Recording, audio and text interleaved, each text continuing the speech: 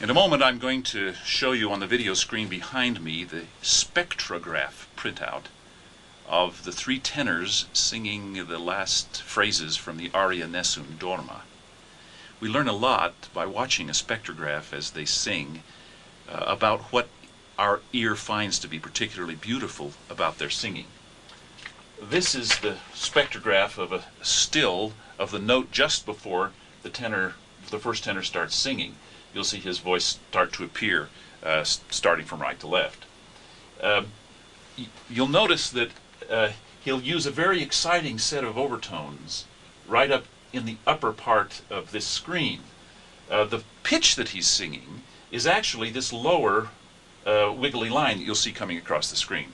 But his voice sets up the clapping of his vocal folds set up a whole series of overtones which you will have seen in the vocal fold video clip.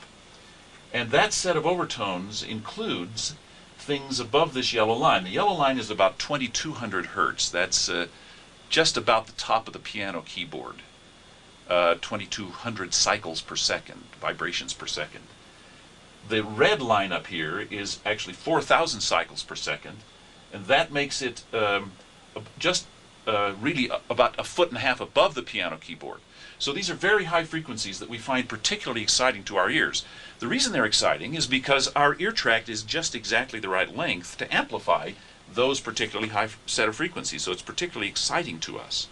Interestingly, that matches particularly what the singer does by amplifying those frequencies in the vestibule of his larynx, which is also exactly the same size. So we match each other, and therefore we like the sound that we hear because it meets our ear tract. All right, let's now play this video clip of Nessun Dorma.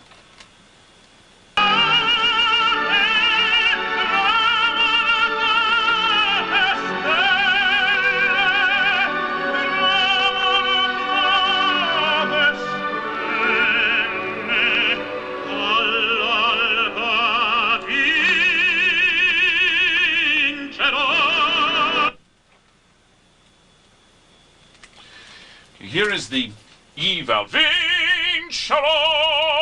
So the E amplifies a set of frequencies just barely below the singer's formant frequency.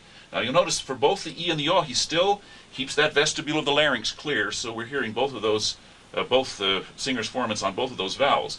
But for the E, he brings his tongue forward in his mouth against his teeth, just like you would do to make an E, which creates just a little teeny space that's a little larger than the space in the vestibule of the larynx that amplifies the singer's formant frequency, but just the right size to amplify this little group of frequencies. And we hear that to be an E.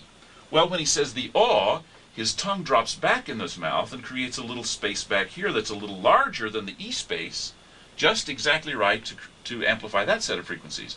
But since the tongue has dropped back, it's too big a space to amplify anything in here. So, as I'm going to do in a moment, I'm going to go from E to aw, and you'll see that even though I'm going to sing it on the same pitch, the E vowel feels like it's higher in pitch than the aw vowel because it has a higher group in this middle, what we call speech formant range. This is the singer's formant, this is the speech formant. E-o, E-o, E-o. Again, the E feels a little higher in pitch because of the different amplification of those two frequencies. I'm going to go on to the end of this clip now. Each of them sings in turn. Actually, I think we have just one more vowel. I can't remember whether it's Domingo or Carreras. No, it's either Domingo or Pavarotti sings the next to the last note. But then when they sing the last note, you'd think it's the loudest because they're all three singing together. Well, actually, you'll see their vibratos cancel each other out.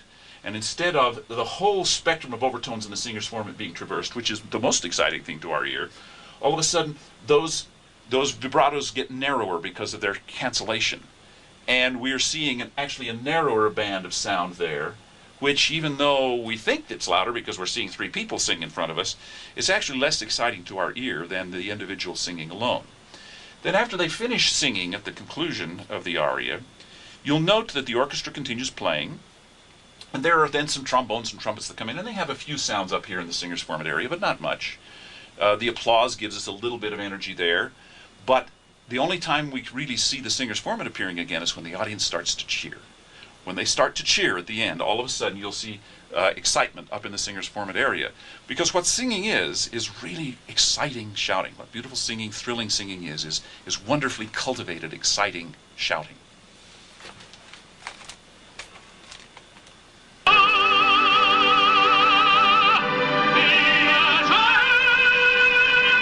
Notice the narrower bands when they're all singing together. Narrower singer's formant bands. Orchestra playing, not a whole lot of energy in the singer's formant area.